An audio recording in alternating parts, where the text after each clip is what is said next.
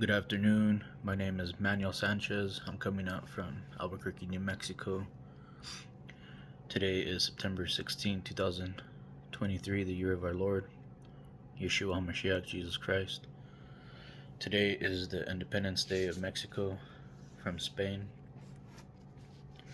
I'm coming in regards to what's happening in Nueva, Mexico, what was once Mexico proper for a time, about 20 years. De jure, not de facto, but it was de facto and de jure. El Reino de Nueva Mexico, Nueva España, for close to 400 years. And then indigenous before that. Coming with what happened on September 7th, our governor, New Mexico, Michelle Lujan Grisham, enacted an unconstitutional edict saying that in Albuquerque and Bernalillo County, we are not allowed to conceal carry or open carry.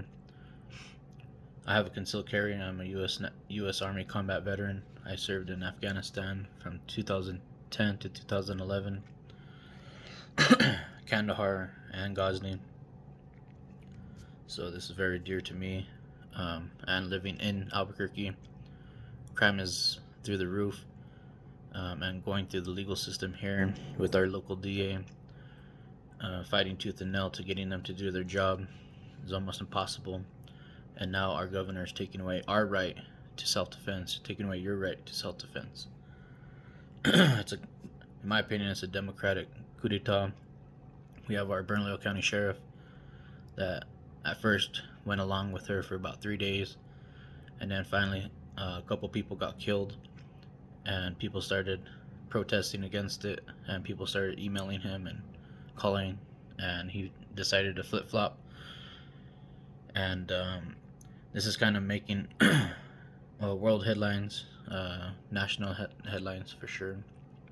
So that's what this is about today. Myself personally, I did call our local FBI office here in Albuquerque on September 15th, 2023. I finally got in touch to them after about staying on the phone on hold for about 45 minutes. At 2:37 p.m., I got in contact with a woman. She would not identify herself other than 8003. I informed her that New Mexico Governor Michelle Lujan Grisham violated not only my 14th Amendment, but the residents in New Mexico, in Bernalillo County, and in Albuquerque. The 14th Amendment, which gives life, liberty, and property. She was depriving us of life, liberty, and property, and defense of life, liberty, and property without due process. We were discriminated against. We are the, not the bottom, but pretty close to the bottom in education in the union, unfortunately. And she's discriminating against us because of that, because she knows not everybody knows or has read our state and constitutional rights. Most people are very poor here. Most people are just trying to survive. They don't have time to think about, the Maslow's hierarchy of needs. They're at the bottom. They're just trying to scrape by every day. And it's very, it's always been a very democratic state because of the poor and people of color. Very discriminated against. We have the oldest churches in America. We have the oldest places of government, seats of government in America. Long before the Anglos came, we were already establishing cities and colonies here in New Mexico. They were already flourishing. Our city of Albuquerque was established in 1706, long before the United States. We were actually the ones that helped give aid to the United States by sending monetary value and arms to the United States colonists. So we actually aided in the development of the United States. And then long before that, we actually, after we got in, we helped free the slaves. It was us that was the deciding factor with the Civil War. We put an end to the Confederacy here in New Mexico. It was us, Nueva Mexicanos, that were the Rough Riders. We fought against Spain and freed Cuba. It was us New Mexicans that did all these things, and we're forgot about. We're kind of like in the dusts of history. You know, everyone forgets about New Mexico. But continuing forward, she also discriminated against our Second Amendment, both our state constitution, which is Article 2, Section 6, and our federal Second Amendment. Justice Scalia said that the Second Amendment protects an individual's right to possess a firearm for self-defense. The Bruin decision clarified that citizens have the ability to carry a pistol in public. It was a constitutional right guaranteed by the Second Amendment. So she's going against these recent decisions of the Supreme Court. D.C. versus Heller, Caetano versus Massachusetts, prima facie, to all instruments that constitute bearable arms, fully applicable to the states. So the states have to follow this. So she's going in the face of all these precedented cases. And then, of course, Dred Scott versus Sanford. So she's even going back and denying blacks the ability to, blacks in our country right now in America. She's even going far back to violate Dred Scott, saying that if you're black in America, in Albuquerque, in Bernalillo County, she's going against Dred Scott, which all of that goes against Title 18 USC Constitution. USC Constitution, Section 241, which is conspiracy against violating the rights. So her and her board that she has right now on the board that she's continuing to this very day, she's established her little stormtroopers and her little legislative body and her enforcement arm of the executive branch here in New Mexico. That's all conspiracy. That's all a violation of Title 18 USC Section 241, conspiracy against our rights. And then she also violated Title 18 USC Section 242, deprivation of rights under the color of law. So she has done that. People are still actively getting murdered right now, and every person that she is that is murdered was deprived of their rights under color of their law, and we are actively being deprived of our rights under color of law because she has backpedaled on her mandate. And she tried to bring it back, to wield it to where, concealed carry people and open carry can't do it in parks and everything now. So it's even still ongoing as we speak. But those are still a violation of violation of 241 and 242, which goes against all that. Which goes into another section about what needs to happen in this country. I am all for an Article 5 Convention of States. I think that's an important thing. I'm going to read some literature to explain about that. That's between you. I pray that you pray on it. I've already contacted my representatives here in New Mexico and asked them to continue forward with the Article 5 because this is absolutely unconstitutional. What's happening, and I contacted the FBI. I don't know if the FBI is going to do anything about it or not, but it is what it is. Okay, so constitutional literacy. The Constitution was extra legal since explicit mandate was to revise the Articles of Confederation, not replace them. The machinery for ratification did not require unanimous consent, dictated by the articles themselves. There is truth in each of these accusations, Joseph Ellis. Two serious changes. Both suggest that the Constitution, under the law, at the time claimed constitution was illegally adopted. 1. A new document was proposed, rather, more changes to the Articles of Confederation as specified in the call of the convention. 2. The new constitution allowed ratification by only 9 states, whereas Articles of Confederation required all 13 states to be approved before any changes became effective. The Annapolis Convention. The delegates did not think Congress was the body that could or should call for the Constitutional Convention. The Annapolis Convention, not Congress, was the body that recommended the time and place for the Convention of Philadelphia. The scope of the proposed convention was to devise such further provisions as shall appear to them necessary to render the Constitution of the federal government adequate to the exigencies of the Union. EXIGENCIES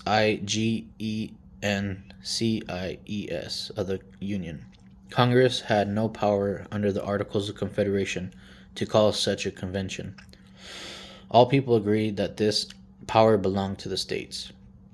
How states respond. Prior to February 21st, 1787, 7 state legislators voted to send delegates to the convention in Philadelphia on the date specified by the Annapolis Convention and agreed on the time and place. State legislators told the delegates what their task would be. Delegates, state legislators, proactive, grassroots education. That was their roles. Legislatures. Let's see. Render the federal constitution inadequate for the exigencies of the Union. Okay, so here's from George Nichols in Virginia. These are some quotes reclaiming our country. George Nichols, Virginia. A enlightened people will never suffer what was established for their security to be perverted to an act of tyranny. The government under the Constitution was designed for a particular kind of security. It was put in place to secure the blessings of liberty to ourselves and our posterity.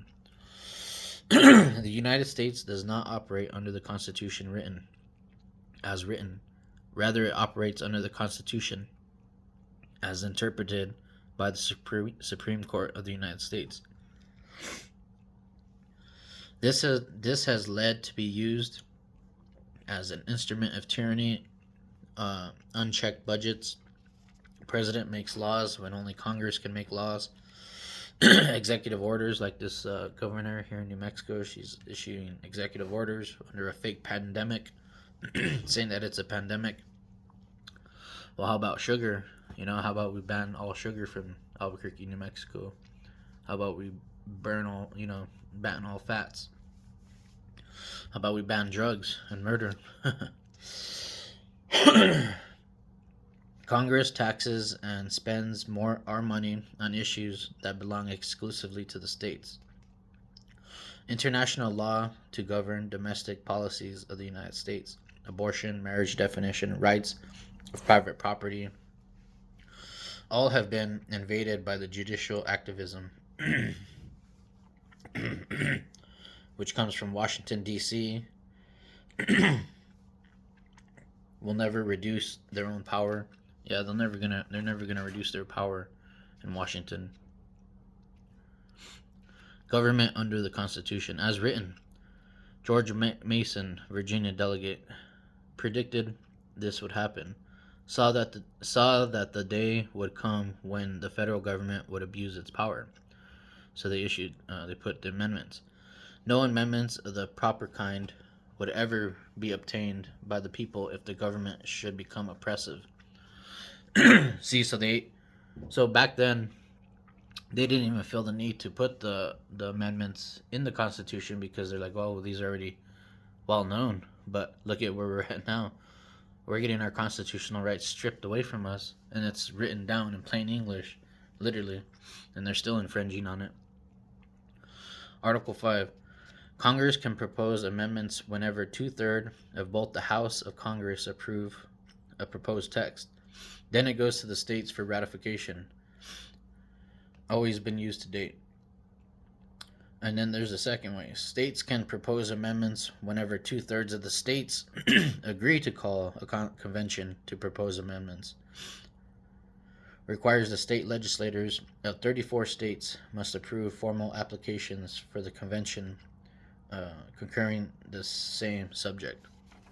So that's what we're trying to do now. 3 types of conventions. 1. An open convention. A convention to consider any and all amendments. Number 2. Convention for a particular amendment. Number 3. Convention for a particular topic. Could be more than one amendment. The first application. The Convention of States, Virginia, 1789. Getting the Bill of Rights. So in 1789, they're like, hey, you know what? We better actually put these Bill of Rights down on paper before it gets tyrannical. And look at, here we are in 2023. And our governor's trying to strip our rights away from us. Other states did not join Virginia in 1789. Convention of States because James Madison pushed the Bill of Rights through Congress. So the Bill of Rights actually went through Congress. And then we got the Bill of Rights, and it was amended by Congress. Key. The amendments we need today will never be proposed by Congress. We need to stop the General Welfare Clause from being used to say that Congress can spend more money on anything it wants. We need to stop the crushing regulation of our economy through the misuse of the Commerce Clause. Stop the debt that arises from inappropriate spending projects. We must stop the misuse of the federal jurisdictional power, the Supreme Court of the United States. The only check on the power of the court is its own sense of self-restrictions. Limited power, checks and balances. We cannot count on Congress to restrain the court's power. So that's what the thing is look at where we're at now. Like the Supreme Court, the only check on the power of the court is its own sense of self-restriction. Anyone in power, is always going to want more power. So we cannot count on Congress to restrain the court's power. So Congress is already out the window. Look at Nancy Pelosi and everything what's going on with her. The 117th Congress. Okay, so both integrated part of Washington, D.C., the power cabal is in Congress and in the Supreme Court of the United States. The constitutional solution. Okay, so Article 5, amendments, may be proposed in 2 ways, Congress and by the states. States can trigger a convention. Always ratify the constitutional amendments, 3/4 of the states, 38 states. Congress has proposed all current amendments. 1787 Constitutional Convention. The Founding Fathers, with wisdom and foresight, saw that one day Congress will have too much power and the people need recourse to limit the federal power. 2/3 or 34 states must agree that constitutional amendments are needed on a particular topic. Application, resolution, passed by the state legislators. Governors of states play 0 role in Article 5. See, so here's where we could bypass this rogue governor that's going against our constitutional rights. She has no say over anything that we do if we get our state legislators and all the states to pass a convention of states. Governors of the states play 0 role in Article 5. States must agree on the agenda. 3 subject matters for the amendments. Number 1, imposing fiscal restraints on Washington. Number 2, limiting federal power and jurisdiction. Number 3, setting term limits for federal officials. So these are important. So limiting the scope of the federal government, the power of the federal government, especially now since it's gone rogue. Like, look at now, it's only targeting one side of the political aisle. It's been 15 years. It's been spying on its citizens unconstitutionally, violating all of the everything that I just said this governor has done. The FBI has also done, and nobody's checking them. So they've been doing that for 15 years. Edward Snowden also showed us that, the intelligence agencies and everything all like that, they've been violating our rights forever. So this is what we have on this current government that's been violating our rights. We're able to supersede them through Article 5, Section 5. And all these people in power have no say about it. It's through we the people. And then from there, we could also, once we establish that, we're able to, have a list, because we'll be able to be like, all right, well, here's all the people that were in power that did all this stuff. And then that's when we, the people, be like, all right, you guys try to do that, as, the Germans tried to play that rule, and then we just instituted the Nuremberg trials. So, yeah, let's go ahead and do that to you guys. Okay, so going back to that, let's see. And this is all from the Constitution. This is all what the forefathers saw was going to happen. So this is all within the constitutional rights. This is why the Democrats and all them people and all the cabal want to get rid of the Constitution altogether. What they're trying to do now is what they've been doing since 9/11 is they've been taking our constitutional rights away by the Patriot Act, the National Defense Authorization Act, all these other acts, and then they got rid of the act about propaganda. So during this time of the war on terrorism, they've been able to use propaganda and psychological warfare. So everything's a psychological warfare. CIA agents are in the news and everything like that, and that is legitimately what's happening. Okay, so going back to here, the agenda, all the states have to agree on those restrictions and how it's going to be drawn out. Congress has a ministerial duty to officially call the convention, naming the time and the place for the convention. So that's the only thing that Congress could do. It has no power over this. The only thing that it could do is, once we go through the process, is it has a duty to officially call the convention. So they literally have to call it, and they'll know once they call it that their time is imminent and that their time is done. States choose, instruct, and send commissioners to the convention, the state delegates. Each state can send as many commissioners to make up its state delegation. Every state only gets one vote. Commissioners craft, debate, and vote to make amendments, proposals approved by the convention to go to the states for ratification. Once 3/4 of the states agree on an amendment, it becomes part of the U.S. Constitution. So this is the way that we're able to do that, guys. We're able to bypass this whole corrupt government that's been going on, both the legislative, executive, and judicial branches. I have to give credit to the courts, because the courts are doing very good now, but historically, they're slacking. So it would not be a bad idea to tell everybody, all the powers that be like, you know what? No, you guys have been high drag and low speed for since we instituted this. So we'll go ahead and take over from here. Interstate conventions precedent. States meet in conventions format prior to revolution. States in control. Commissions act as agents. Problems in D.C. Their scope, power, and jurisdiction. They have all of that. That is absolutely unprecedented. Their scope, their power, and jurisdiction. We're going to restrict and bypass all of that. Michael Ferris and Andy Schluffer. So there's two constitutions. Here we go. I'm going to just read these notes. Michael Ferris versus Andy Schluffer or whatever. There's two constitutions, written constitution, and then there's the constitution interpreted by the Supreme Court of the United States. This affects society, the national debt, runaway federal spending, Supreme Court of the United States. There are no constitutional limitations on the power of Congress to tax and spend. Regulations, crushing jobs, industry and opportunity. Two constitutional violations. The EPA, bureaucracy, makes law. Article 1, Section 1. All legislative authority is vested in Congress. 2. Misuse of the Commerce Clause, supposed to regulate shipping.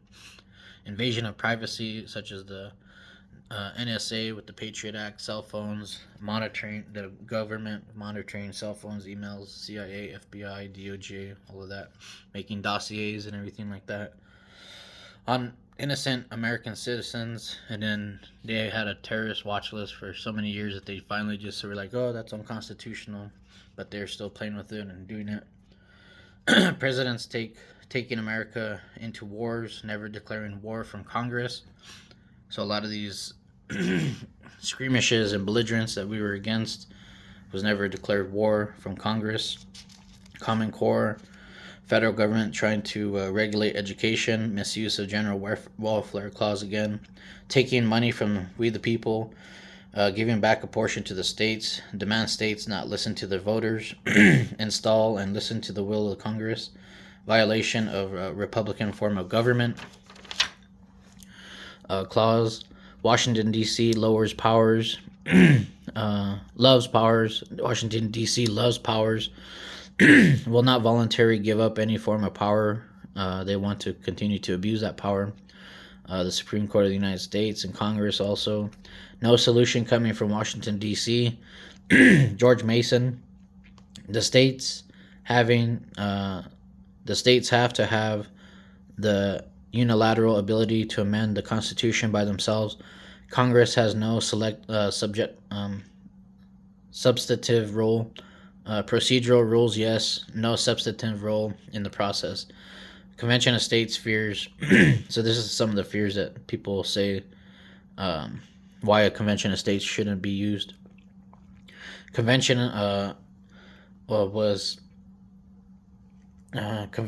the convention will not stick to the subject matter. Original Constitution was written as an illegal runaway convention. Integrity of the Constitution defend in the 1970s and 1980s by leftists.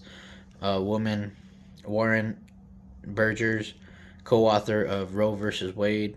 Common Core, no constitutional literacy. 2. Rules of Article 5, knowledge and fixed attributes. Rob Nilsson, one expert of Article 5, constitutional law professor, retired University of Montana. 300-page manual, 32 Convention of States held. Rules and history. Congress will manipulate the process. Majority leader. Congress cannot appoint delegates from the states. Congress has no authority in Article 5. So Article 5 was intended by the Founding Fathers to be a process so states could unilaterally propose amendments when federal government becomes overreaching. So this is like a safety clause. Article 5 is a safety clause. Precedent. Michael Ferris litigated against Congress in 1970 and 1980. Congress manipulated the process for equal rights amendment. Federal court held you cannot change the rules in the middle of the stream. Doing so is illegal. Enemies of liberty. They currently have all levels of power in Washington, D.C. All that we fear is already in place, or already is happening, widespread at warp speed. Insanity is doing the same thing over and expecting different results. Do not have fear. We should use the Constitution to regain our liberties and restrain the federal government. So that's literally what this is about. Is going out there and I was learning about this as a district captain and a legislative liaison, and I'll probably get back into that. What my role was to build the strongest, most engaged, most activated, educated group of citizen activists, grassroots, this nation has ever seen. My responsibilities as a district captain was to build a district team build relationships with my state legislators. Mine was Gregory Baca. I've already talked to him a few times about all this. Self-education. Learn about Article 5 process and the Convention of States organization. Learn to use the tools provided. Get to know your legislators. Set up meetings with your state legislators and local officers and offices. Bring other Convention of States support from your district. Report back to your Convention of States team. Get to know your legislators and staff. Participate in a visit to the state capitol with your 25 plus volunteers. Participate in weekly national training for district captains. Growing your district. Use online citizen builders. Work with my team to set up local events. Join community events. Recruit new support and events. Monitor my team and self-governing. Schedule regular communications and meetings as a district captain.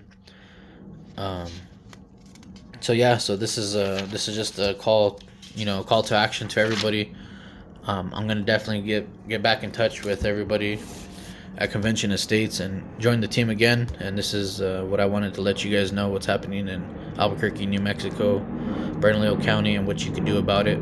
Que viva la República, que viva YaHWeH Adonai, Señor, Dios, Todopoderoso, Christo, Rey. In the name of the Father, Son, Holy Spirit, amen. YaHWeH bless you, YaHWeH keep you, and remember to read the Constitution, and remember that you are in control of this government, and power comes from we the people. Only you can prevent tyranny. YaHWeH bless. Shalom.